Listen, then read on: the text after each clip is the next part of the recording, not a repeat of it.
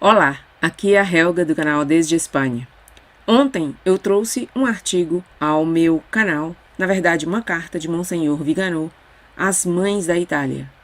Hoje, outra vez, Monsenhor Viganò, trago aqui uma carta de Monsenhor Viganò ao padre Thomas Vainandi. No dia 11 de agosto, o Glória TV trouxe uma notícia que dizia o seguinte: Viganò, Vaticano II e o papado converteram-se em cavalos de Troia. Há um cisma dentro do papado, escreve o arcebispo Viganò em uma carta ao padre Thomas Vainandi, segundo informa, no dia 11 de agosto, o website marcotosati.com. Explica isso com o fato de que Francisco é o líder de um segmento cismático da Igreja, baseado em um cisma no interior do magistério que ocorreu no Vaticano II. Viganò descreve o Vaticano II como um concílio ecumênico e, simultaneamente, como o primeiro conciliábulo de uma igreja cismática que se considera nascida do Vaticano II. Portanto, o Vaticano II é, na verdade, dois concílios, diz Viganò. Explica que os modernistas se remetem ao conciliábulo para justificar seus desvios e compara-o com os prelados de Francisco, que insistem em seguir a autoridade do vigário de Cristo, precisamente quando este atua de maneira cismática. Viganò assinala que desde João 23, os papas permitiram coisas que eram ambiguamente contrárias à doutrina católica, porque esta contrariedade correspondia às suas próprias convicções. Ele adverte que o Concílio Vaticano II e o papado são utilizados para introduzir um cavalo de Troia na Igreja, com a finalidade de dissuadir qualquer forma de discordância legítima. Bom, que carta é essa a que se refere o Glória TV no início desta notícia? Uma carta que Monsenhor Viganò teria escrito ao padre Thomas Vainandi. Eu vou ler a carta. Ela foi publicada no blog de Marco Tosati no dia 11 de agosto. Quem acompanha o meu canal desde o Sínodo da Amazônia, pelo menos, deve lembrar que eu trouxe uma notícia na época do Sínodo, uma notícia de Thomas Vainandi, esse frade cappuccino. Deixarei na descrição deste vídeo o link para aquele vídeo sobre o padre Thomas Vainandi. Vamos ver então a carta de Monsenhor Viganò para ele. Reverendo Padre Thomas, eu li atentamente o seu ensaio, Vaticano II e a Obra do Espírito, que foi publicado no Inside the Vatican no dia 27 de julho de 2020. Parece-me que seus pensamentos podem resumir-se nestes dois enunciados. 1. Simpatizo com muitas das preocupações aí expressas e reconheço algumas das questões teológicas e problemas doutrinais que enumerou. 2. Entretanto, eu me encontro incômodo com a conclusão de que o Vaticano II é de alguma forma a fonte direta e a causa do lamentável estado atual da Igreja. Permita-me, reverendo padre, responder-lhe, utilizando como autorictas um dos seus interessantes escritos intitulado O Papa Francisco e o Cisma, que foi publicado no The Catholic Thing no dia 8 de outubro de 2019. Suas observações permitem-me ressaltar uma analogia que eu espero possa contribuir a esclarecer o meu pensamento e a demonstrar aos nossos leitores que certas aparentes diferenças podem resolver-se graças a uma benéfica disputatio, cuja finalidade primordial é a glória de Deus, a honra da Igreja e a salvação das almas. No seu ensaio, O Papa Francisco e o Cisma, você observa muito oportunamente e com a agudeza que distingue suas intervenções que há um tipo de dissociação entre a pessoa do Papa e Jorge Mário Bergoglio, uma dicotomia na qual o vigário de Cristo cala e deixa que as coisas aconteçam, ao mesmo tempo em que o argentino exuberante, que hoje vive em Santa Marta, fala e age. Referindo-se à gravíssima situação da Igreja na Alemanha, você escreve. Então agora, as palavras que eu lerei serão palavras de Thomas Vainandi citadas pelo arcebispo Viganò. Abre aspas. Primeiro, muitos dentro da hierarquia alemã sabem que, se tornassem cismáticos, perderiam sua voz e identidade católicas. Isso eles não podem permitir-se. Necessitam estar em comunhão com o Papa Francisco, porque justamente ele foi quem fomentou a noção de sinodalidade que agora eles estão tentando implementar. Portanto, ele é seu máximo protetor. Em segundo lugar, embora seja verdade que o Papa Francisco pode evitar que façam algo notoriamente contrário aos ensinamentos da Igreja, também lhes permitirá fazer coisas que são ambiguamente contrárias, já que um ensinamento e uma prática pastorais tão ambíguas estariam em consonância com as de Francisco. É precisamente por isso que a Igreja encontra-se em uma situação que nunca havia previsto. É importante ter em conta que a situação alemã deve ver-se dentro de um contexto mais amplo. A ambiguidade teológica dentro da encíclica Amoris Laetitia, o avanço não tão sutil da agenda homossexual, a refundação do Instituto Romano João Paulo II sobre o matrimônio e a família, isto é, o enfraquecimento do consistente magistério da Igreja referente aos absolutos morais e sacramentais, especialmente no que diz respeito à indissolubilidade do casamento, à homossexualidade, à anticoncepção e o ABORTO. De maneira similar, está a Declaração de Abu Dhabi, que contradiz diretamente a vontade do Pai e, portanto, mina a primazia de Jesus Cristo, seu Filho, como Senhor definitivo e Salvador universal.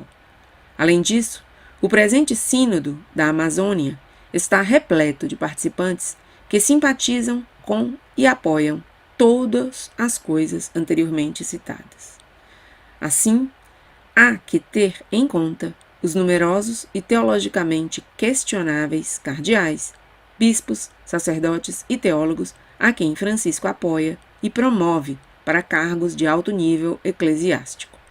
Com tudo isso em mente, percebemos uma situação que cada vez se intensifica mais, na qual, por um lado, uma maioria de fiéis do mundo, tanto clérigos como leigos, que ainda criticando seu pontificado, lhe são leais e fiéis ao Papa, porque ele é seu pontífice. E por outro lado, temos uma grande quantidade de fiéis do mundo, formado por clérigos e leigos, que apoiam com entusiasmo Francisco, precisamente porque ele permite e promove seu ambíguo ensinamento e sua prática eclesiástica. Assim, a Igreja terminará tendo um Papa que é o Papa da Igreja Católica e que simultaneamente é o líder de facto para todos os propósitos práticos de uma igreja cismática. E uma vez que ele é o líder de ambas, dá a aparência de ser uma só igreja, quando na realidade são duas. E aqui termina a citação que faz Monsenhor Viganò das palavras do próprio Padre Vainandi. E volta a falar o próprio Monsenhor Viganò, dizendo: agora bem, tentemos substituir o Papa pelo Concílio e Bergoglio pelo Vaticano II. Creio que encontraremos um paralelo quase literal que é bastante interessante. De fato, os católicos alimentam a veneração e o respeito tanto pelo papado como por um concílio ecumênico que a Igreja pede. Por um lado, ao vigário de Cristo e, por outro lado, ao ato do magistério em que a voz de Nosso Senhor fala através do Romano Pontífice e através dos bispos unidos a ele. Se pensamos em São Pio V e no Concílio de Trento, ou em Pio IX e o Concílio Vaticano I, não será difícil ver a perfeita correspondência entre estes papas e o papado, e entre estes concílios e o infalível magistério da Igreja. De fato, pensar em uma possível dicotomia entre eles cairia justamente sob as sanções canônicas e ofenderia os piedosos ouvidos dos fiéis. E, entretanto, como você mesmo assinala, com Jorge Mário Bergoglio vestindo prendas surrealistas do sucessor do Príncipe dos Apóstolos, abre aspas. Palavras do Padre Vainandi agora, citadas por Monsenhor Viganò. A única frase que eu posso encontrar para descrever essa situação é cisma papal interno, porque o Papa, como Papa, será efetivamente o líder de um segmento da Igreja que, através da sua doutrina, do seu ensinamento moral e da sua estrutura eclesial, é cismática em todos os efeitos práticos. Fecha aspas. E volto a falar, Monsenhor Viganò. Então, querido Padre Thomas, Se você admite o quão dolorosa é a prova a qual a providência está submetendo a Igreja para castigá-la pelos pecados dos seus membros mais indignos e especialmente de seus dirigentes, e que o próprio Papa está em um estado de cisma com a própria Igreja, ao ponto de poder falar de um cisma dentro do papado, por que não aceitar que sucedeu a mesma coisa com um ato solene como um concílio e que o Vaticano II representou um caso de cisma dentro do magistério? Se este Papa pode ser cismático em todos os efeitos práticos, e eu também diria herege, por que esse concílio não pôde sê-lo também, apesar de que ambos foram instituídos por Nosso Senhor para confirmar na fé e na moral os correligionários? Eu lhe pergunto, o que impede que as atas do Concílio Vaticano II se desviem da tradição quando o próprio Pastor Supremo pode renunciar aos ensinamentos de seus predecessores? E se a pessoa do Papa está em cisma com o papado, por que um concílio que desejava ser pastoral e que se absteve de promulgar dogmas não seria capaz de contradizer os outros concílios canônicos, entrando em um cisma de facto com o magistério católico? Também é verdade que esta situação é um rapax, um caso em si mesmo que nunca se viu na história da Igreja. Mas, se isso se aplica ao papado, em um crescendo, desde Roncalli até Bergoglio, não vejo por que não deveria aplicar-se ao Vaticano II, que precisamente graças aos últimos papas se estabeleceu como um evento em si mesmo e como tal tem sido utilizado por seus defensores. Para usar suas palavras, Padre Thomas, abre aspas, com o que a Igreja terminará, fecha aspas, é com um concílio, que é um concílio da Igreja Católica e simultaneamente o primeiro concílio de facto para todos os propósitos práticos de uma igreja cismática, a chamada Igreja Conciliar, que se considera nascida no Vaticano II. Uma vez que o Vaticano II é tanto um concílio ecumênico e um conciliábulo, conserva a aparência de ser um só concílio, quando em realidade são dois. E eu acrescentaria que um concílio que era legítimo e ortodoxo foi abortado desde o nascimento, através da subversão dos esquemas preparatórios. E o outro foi um concílio ilegítimo e herético, ou ao menos favens heresim, e que é ao que se referem todos os inovadores, incluído Bergoglio, com a finalidade de legitimar seus desvios doutrinais, morais e litúrgicos. Exatamente como sustentam muitos cardeais, bispos, sacerdotes e teólogos, teologicamente questionáveis, a quem Francisco apoia e promove para altos cargos eclesiásticos. A autoridade do Vigário de Cristo deve ser reconhecida nos atos de governo e magistério realizados por Jorge Mário, precisamente no momento em que, com estes atos, demonstra-se que é cismático em todos os efeitos práticos. E embora seja verdade que o Papa Francisco pode evitar que façam algo indignamente contrário ao ensinamento da Igreja, ele lhes permitirá fazer coisas que são ambiguamente contrárias, porque um ensinamento e uma prática pastoral tão ambíguos estariam de acordo com os de Francisco. É igualmente certo, continua Monsenhor Viganò, parafraseando suas palavras, que, se bem que João 23 e Paulo VI puderam ter impedido que os modernistas fizessem algo escandalosamente contrário aos ensinamentos da Igreja, foram eles os que lhes permitiram fazer coisas que são ambiguamente contrárias, porque esses ensinamentos e essa prática pastoral ambígua estava de acordo com a de Roncalli e de Montini. Então parece-me, reverendo padre, que você pode encontrar a confirmação do que eu disse no meu ensaio com relação à origem da disputatio sul concilio, isto é, aqui o concílio contenedor se utilizou para dar uma aparente autoridade a um fato deliberadamente subversivo que, como hoje, diante de nossos olhos, o Vigário de Cristo utiliza para dar aparente autoridade a uma operação deliberadamente subversiva. Em ambos casos, o sentido inato de respeito à Igreja de Cristo, por parte dos fiéis e do clero, foi utilizado como um estratagema infernal, um cavalo de Troia introduzido na cidadela sagrada, para dissuadir qualquer forma de dissidência, qualquer crítica e qualquer queixa legítima. É doloroso observar que essa constatação, longe de reabilitar o Concílio Vaticano II, o que faz é confirmar uma profunda crise de toda a instituição eclesiástica, levada a cabo por renegados que têm abusado da sua autoridade contra a própria autoridade, com A maiúsculo, no caso, autoridade do Papa, não? Abusado do poder papal contra o próprio papado e abusado da própria autoridade dos padres conciliares contra a própria igreja.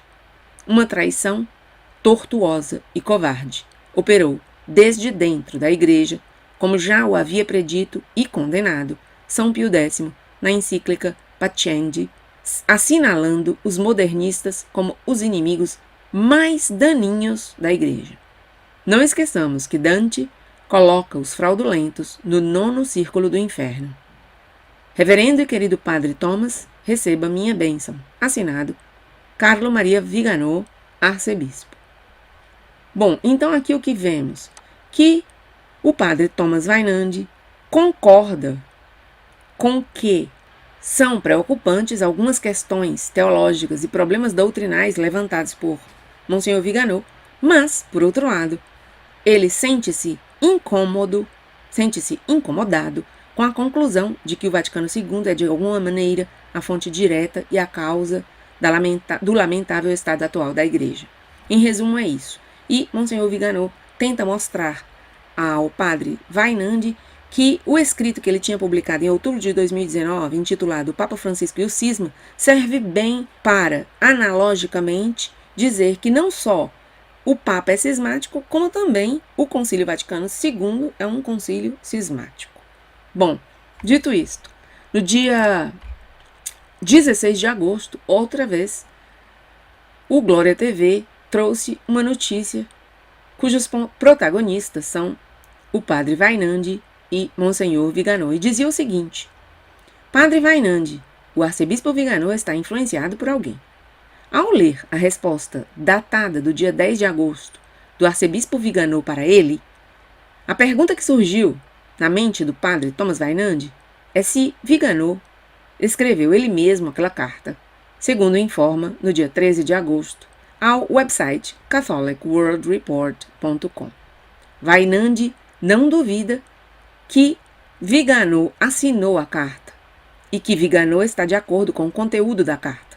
Mas Weinand alega que o arcebispo escreve habitualmente de uma forma apressada, serpenteante e vertiginosa, embora os argumentos na carta que Weinand rechaça estão colocados de uma maneira clara e lógica. Vejam isso, a crítica de Weinand a Monsenhor Viganò. Mas, continua o Glória TV, ele conclui disso que Viganò está influenciado por alguém que compartilha a mesma ideologia falsa, talvez em uma forma que o excede, isso é, uma forma que excede as formas de Monsenhor Viganò. Com seu ataque pessoal, conclui o Glória TV, Weinand escreve outro triste capítulo na lamentável saga dos católicos que se atacam mutuamente. Então vejam aí, o padre Weinand diz em sua manifestação no catholicworldreport.com do dia 13 de agosto, que Monsenhor Viganò pode estar sendo influenciado por alguém que tem a mesma ideologia falsa de Monsenhor Viganò.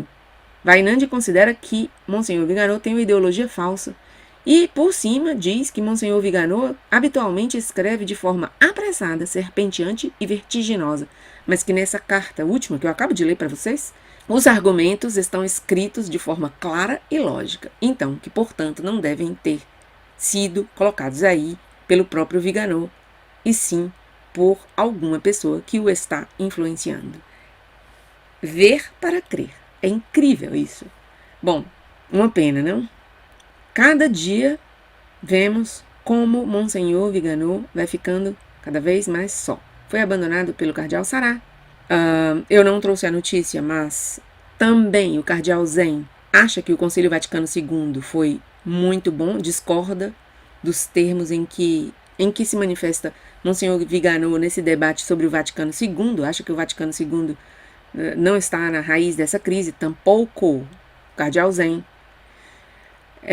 Quem mais? Agora o padre Thomas Weinand, Houve também uma manifestação do cardeal Walter Brandmüller, distanciando-se também de Viganò nesse debate acerca do Concílio Vaticano II. Então, Monsenhor Viganò vai ficando muito só. Muito só. Mas, ao lado dele, tem grande parte dos católicos que compreendem exatamente o problema do Concílio Vaticano II. Então, Monsenhor Viganò, ademais de estar muito acompanhado de muitos católicos no mundo inteiro, e isso nota-se pelo grande eco que provoca cada uma de suas manifestações. A cada vez que Monsenhor Viganò se manifesta, uma grande quantidade de websites, canais, revistas, meios de comunicação católicos ecoam suas palavras, respaldando-o. Ademais disso, ele está com a verdade. Sabemos que Monsenhor Viganò está com a verdade. Bom, nada mais por agora. Até meu próximo vídeo.